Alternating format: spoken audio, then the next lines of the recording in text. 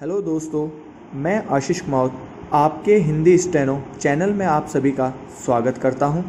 Dictation start होगी 5 second बाद।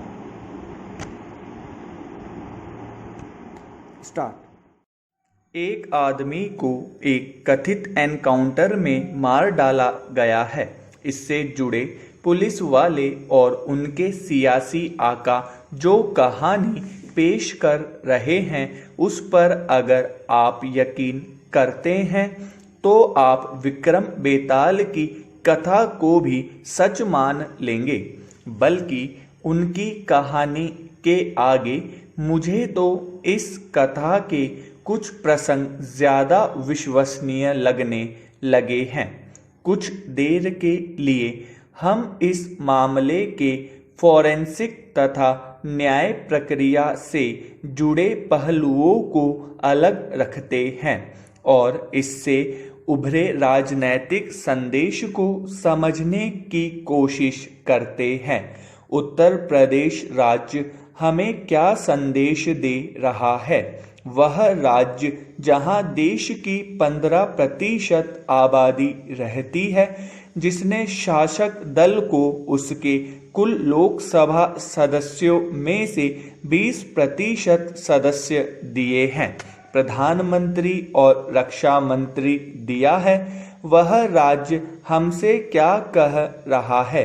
वह साफ साफ संदेश दे रहा है, तुम सब भाड़ में जाओ, अपना संविधान, अपनी अदालतें आदि अपने पास रखो।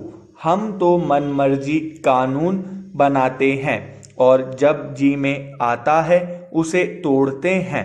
क्यों? क्योंकि हमारा आकार देखो। आइए सबसे पहले हम यूपी की इस समस्या को समझने की कोशिश करते हैं। यह 75 जिलों वाला राज्य है, यानी देश के 10% जिले इस प्रदेश में हैं।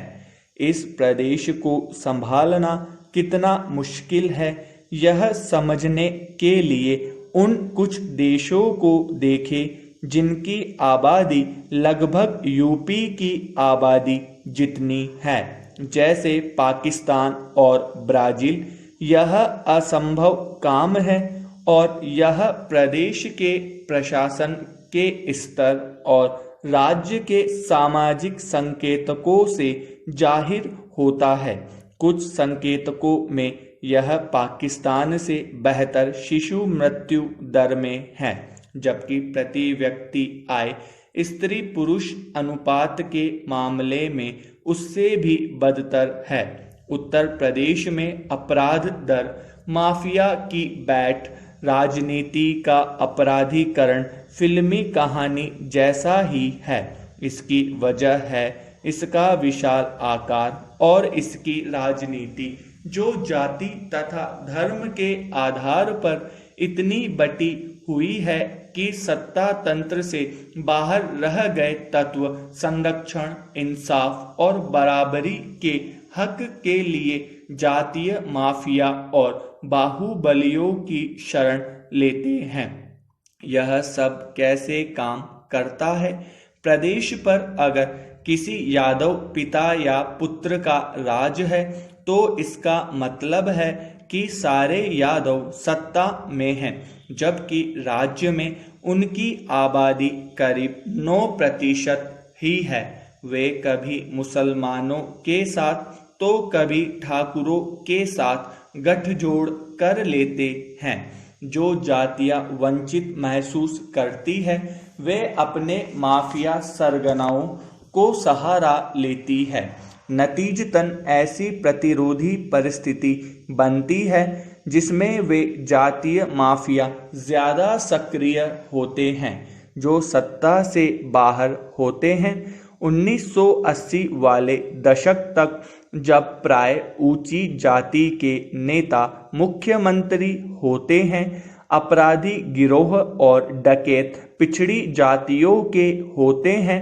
ये वीपी सिंह ही थे जिन्होंने मुख्यमंत्री के रूप में 1981-82 में एक महीने के अंदर 299 डकैतों को मरवाकर राज्य में एनकाउंटर का चलन शुरू किया था। इसके साथ ही राजनीतिक कहानी यह है कि मुलायम सिंह यादव नाम के एक युवा पहलवान इस एनकाउंटरों के खिलाफ मुहिम चलाने वाले मानवाधिकार कार्यकर्ता के रूप में मशहूर हो रहे थे। एनकाउंटरों में मारे जाने वाले ज़्यादा लोग पिछड़ी जातियों के थे, जो आगे चलकर उनका जनाधार बने, और जब सत्ता यादवों समेत निचली तथा पिछड़ी जातियों के हाथ में आई तो ऊंची जातियों ने संगठित अपराध शुरू कर दिया। आज प्रदेश कानपुर में जिस माफिया से जूझ रहा है वह मुख्यतः ब्राह्मणों का ही है। 32 साल से यह समुदाय राजनैतिक सत्ता से वंचित है। करीब 2,43,000 वर्ग किलोमीटर में फैले राज्य को संभालना किसी एक सरकार और एक व्यक्ति के बूते की बात नहीं। इसी तरह 80 लोकसभा सीटें गुजरात, राजस्थान और कर्नाटक की कुल लोकसभा सीटों का योग से भी ज्यादा है। यह राजनैतिक विषमता पैदा करता है। उत्तर प्रदेश को 5 नहीं तो 4 हिस्सों में जरूर बांटना चाहिए।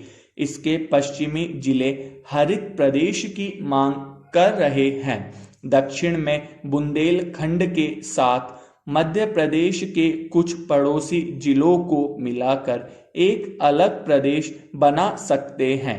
प्रदेश में पूरब में नेपाल सीमा से सटे बिहार तक के जिलों को शामिल कर गोरखपुर को राजधानी बनाकर पूर्वांचल राज्य बना सकते हैं।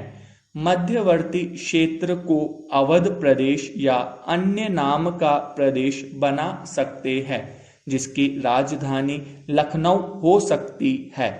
इस तरह 4 नए राज्य बन जाएंगे, लेकिन 5 राज्य ज़्यादा बेहतर होंगे, क्योंकि पूर्वांचल आकार में काफ़ी बड़ा हो जाएगा, जबकि वह काफ़ी अविकसित है। इसलिए इसके 2 भाग में बांट सकते हैं और वाराणसी दूसरे राज्य की राजधानी हो सकती है। कोई भी राजनीतिक नेता यह नहीं करना चाहता। पूर्ण बहुमत से राज करने वाले का तो निहित स्वार्थ इसी में है कि यूपी अखंड रहे, चाहे वह कितना भी बिखरा हुआ क्यों न हो। जब तक इस चुनौती को कोई स्वीकार नहीं करता, तब तक उस प्रदेश के लिए कोई उम्मीद नहीं नजर आती, जिसमें देश की कुल आबादी का 6वां हिस्सा रहता है।